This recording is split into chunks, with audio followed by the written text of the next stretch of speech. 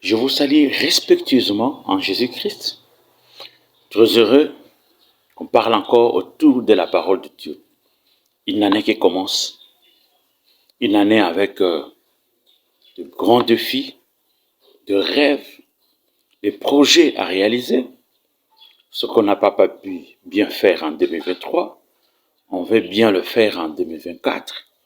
Si on a accompli quelques exploits en 2023, on voudrait bien les rééditer en 2024, ce qui est le droit légitime pour tout individu. Aujourd'hui, nous tournerons notre étude ou notre méditation de Jean 3,16. Car Dieu a tant aimé le monde qu'il a envoyé son Fils unique afin que quiconque croit en lui ne périsse point, mais qu'il ait la vie éternelle. Dieu a tant aimé le monde. Dieu a toujours aimé le monde. S'il n'avait pas aimé le monde, toi et moi, nous n'existerions pas. Il s'est dit, faisons l'homme à notre image, à notre ressemblance.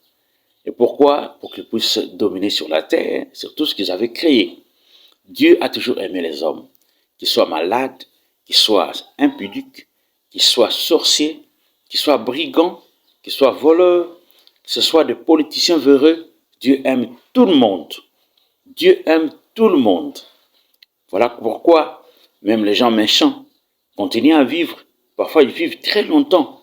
Tout ça, ils sont bénéficiaires de cet amour de Dieu, couplé de sa bonté, qui se renouvelle à nous chaque matin.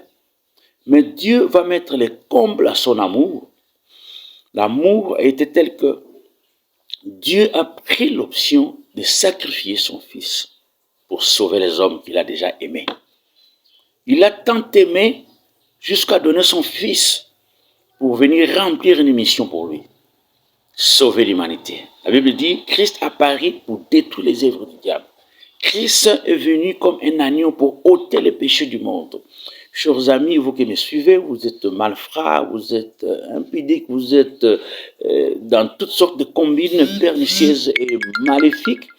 Vous êtes esclaves de quelques coutumes et de quelques péchés. Le Dieu que vous avez tant aimé a prévu une solution extrême pour vous. Vous devez recevoir Jésus comme Seigneur et Sauveur. Vous verrez que votre vie va être transformée. Ce n'est pas l'argent qui transforme la vie d'une personne. Ce n'est pas le bien-être, les amis qui vous entourent qui peuvent transformer votre vie.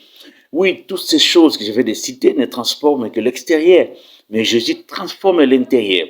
Et lorsque l'intérieur est touché, transformé, c'est l'extérieur qui s'embellit, chers amis. Jésus, c'est notre avocat auprès du Père. Jésus, c'est l'homme par qui nous avons la justice. Nous sommes déclarés saints et justes. Et c'est lui qui est le médiateur entre le Père et nous. C'est Jésus qui nous amènera au ciel où nous allons vivre la vie éternelle. Chers amis, ne prenez pas cet amour en vain. Ne bafouez pas l'amour de Dieu sur vous. Jésus est là, il vit encore. Tu n'as qu'à offrir ton cœur, à reconnaître l'œuvre qu'il a accomplie à la croix et les recevoir comme Seigneur et Sauveur, votre vie transformée à jamais. Il a donné son... Afin que quiconque ne périsse point, la Bible dit, qu'il ne périsse point. Dieu ne veut pas que les gens meurent. Donc si aujourd'hui les gens meurent avec leur méchanceté, c'est de leur faute. Dieu ne peut pas vous forcer à changer. Dieu vous donne ou vous propose une solution. Il vous aime, mais il ne voudrait pas que vous continuiez dans cette vie. Il ne veut pas que les gens périssent. Il ne veut pas que les gens partent comme ça. La solution est déjà là. Mais qu'ils aient la vie éternelle. Il y a une autre vie après cette vie terrestre. C'est la vie éternelle. Donc, compte tenu de nos mauvaises actions, certains vont vivre la vie éternelle au ciel. Parce qu'ils ont reçu Jésus, ils ont suivi la voie juste.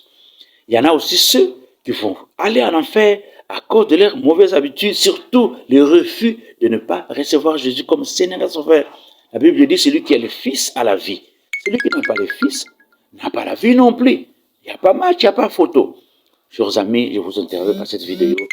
Jésus reste la personne clé pour votre vie afin d'hériter le ciel.